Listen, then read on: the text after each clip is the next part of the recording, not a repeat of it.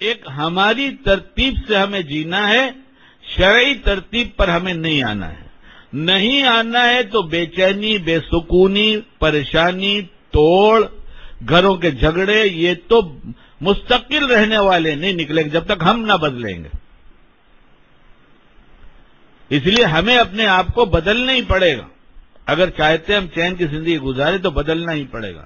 اور خوب اچھی طرح سمجھ لیا جائے، جس کے دل میں بے چینی ہے وہ سمجھ لے میں کوئی برا کام کرتا ہوں، میری سمجھ میں آئے یا نہ آئے.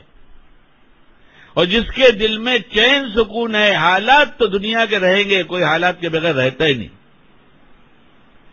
کوئی حالات کے بغیر نہیں رہتا.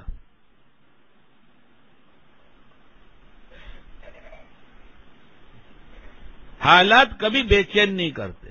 بے چینی اور چیز ہے، حالات اور چیز. بے چینی گناہ کی وجہ سے آتی ہے، حالات گناہ کی وجہ سے نہیں آتے، اور کبھی آتے ہیں معاف کرانے کے لیے. اور وہ حالات جو گناہ معاف کرانے کے لیے آتے ہیں وہ بے چین نہیں کرتے. وہ حالات جو درجات بلند کرنے کے لیے آتے ہیں وہ بے چین نہیں کرتے. آپ علیہ الصلوۃ والسلام سے زیادہ حالات کسی پر آئے؟ آپ علیہ الصلوۃ والسلام سے زیادہ پرسکون دل کسی کا ہوگا؟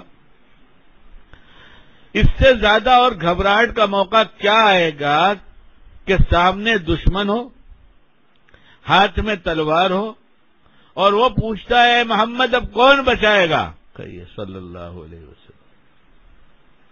تو کتنا سکون دل میں ہوگا کہ ایک سیکنڈ کے لیے گھبراہٹ نہیں ہے کہ ہائے پریشانی اب کیا کروں.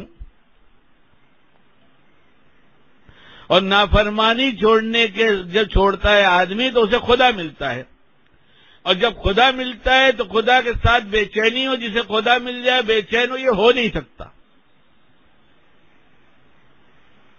گناہ کرے اور مالداری کے ساتھ رہے، ساری چیزیں جتنی گھر میں سب ہو آرام کی، مگر دل میں سکون نہیں ہے. ایک نہیں کھنگال ڈالو، ہر دوسرا آدمی تیسرا آدمی ایسے ہی ملے گا.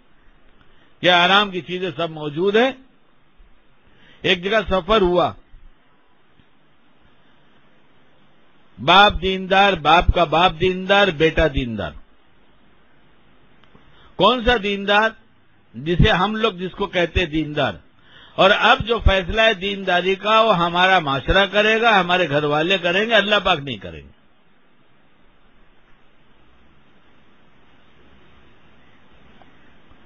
اور نوجوان سے جب جب ملاقات ہوئی اس کی آنکھوں سے آنسو ٹپکے کہ میرے گھر میں کوئی چین سے نہیں ہے.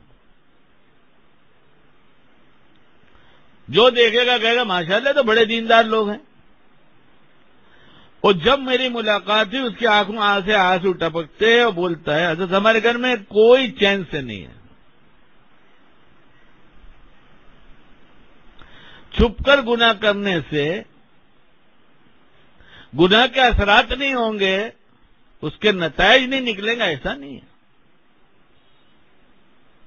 گناہ کوئی نہ جانے کون کیا کرتا ہے، لیکن اس کے نتائج اچھے نکل جائیں ایسا نہیں، تو برے ہی نکلیں گے. اور سب سے پہلی چیز یہ ہے اللہ مہربان نے مہربانی کیا کہ پہلے اسی کے دل کو بے چین کرتے کہ پہلے اسے بے چینی دو تاکہ یہ سمجھے کہ میں نے اللہ کا قانون توڑا ہے.